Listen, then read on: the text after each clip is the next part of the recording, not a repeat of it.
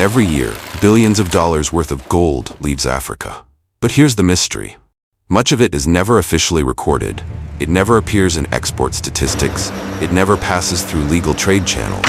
Yet somehow, it ends up in global markets. Experts estimate that more than $30 billion worth of African gold disappears into illegal networks every single year.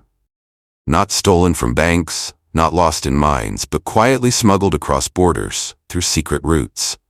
Controlled by shadowy networks, from the deserts of Sudan to the conflict zones of eastern Congo to remote villages in Mali, a vast underground empire has formed, an empire built on gold, secrecy, and power. This is the story of Africa's hidden gold trade. A trade so massive, it rivals the economies of entire countries, and yet most of the world barely knows it exists. Gold has shaped human history for thousands of years. Empires rose because of it.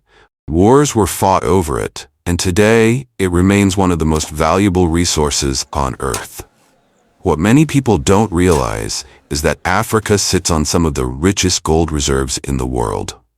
From ancient kingdoms like Mali's legendary gold empire centuries ago to modern mining operations, Africa has always been central to the global gold trade.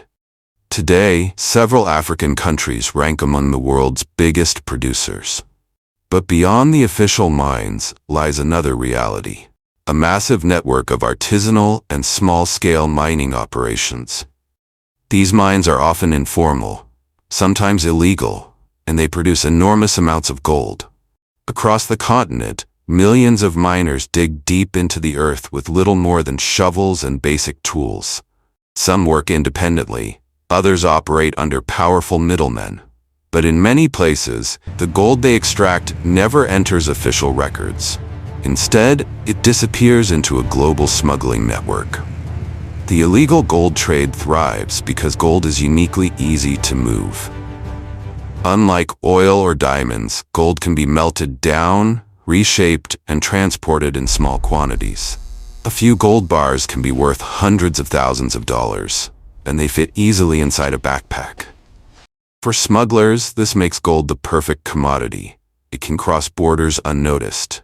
It can be hidden in luggage, and once refined, it becomes almost impossible to trace. This is why criminal networks across the world have turned gold into one of the most profitable smuggling industries. But the system usually begins far from global markets. It starts in remote mines deep within Africa. Places where government control is weak. Places where armed groups and militias operate freely. Places where gold has become both a blessing and a curse.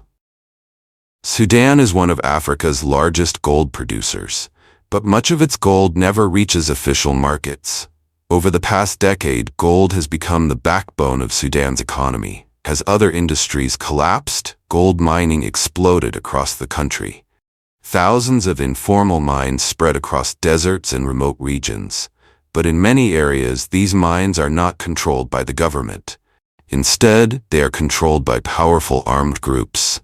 These groups extract gold, tax miners, and sell the metal through secret networks. The profits help finance weapons and military operations. Gold has become a key source of power. Traders buy gold directly from miners. From there, the gold moves through middlemen and transporters. Some of it travels across land borders. Other shipments are secretly flown out of the country.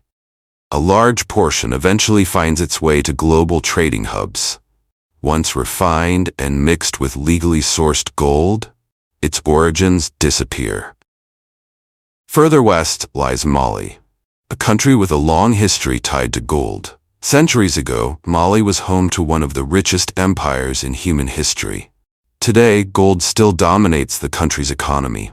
But like Sudan, a significant portion of Mali's gold never enters official records. Thousands of small-scale mines operate across the country.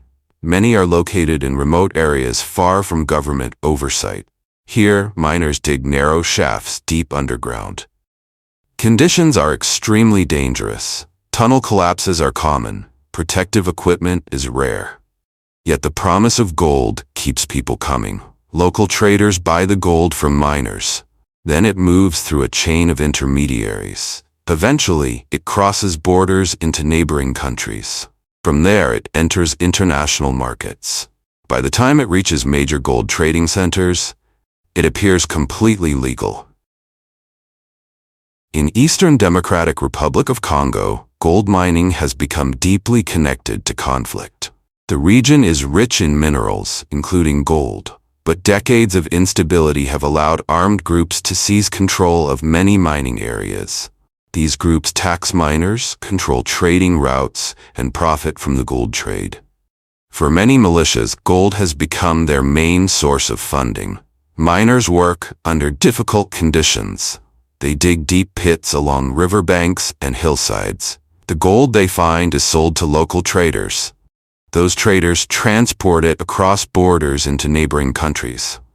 Once exported, the gold often enters global supply chains, and its origin becomes difficult to trace. This cycle has continued for years. Gold flows out of conflict zones, while profits rarely reach the communities where it was mined. So, where does all this gold go? The journey from mine to market involves a complex web of routes. First, gold moves from miners to local traders. Then it passes through larger dealers. From there, smugglers transport it across borders. Some shipments move by road through neighboring countries. Others travel by small aircraft. Eventually, much of the gold reaches major international trading hubs. These hubs process and refine gold from around the world. Once melted and refined, gold from illegal sources becomes nearly indistinguishable from legally mined gold. And that's how the system survives, by blending illegal gold with legitimate supply chains. Behind the billions of dollars lies a darker reality. Many miners work in extremely dangerous conditions, without protective gear, without proper equipment. Accidents are common. Environmental damage is also severe. Chemicals used to extract gold often contaminate rivers and soil. Forests are cleared for mining. Local communities face pollution and health risks. Yet despite the wealth extracted from their land, many mining communities remain poor. The gold leaves, but the prosperity rarely stays. Gold has the power to transform nations. If managed properly, it could build schools, hospitals, and infrastructure. But when billions disappear through illegal networks, countries lose enormous wealth. The challenge is not just mining gold. It is ensuring that the wealth it generates actually benefits the people who live above it. Until that happens, Africa's gold will continue to travel through hidden routes, across deserts, borders, and oceans, feeding a shadow empire built on one of humanity's oldest treasures. And the question will remain, how much of Africa's gold is still disappearing right now?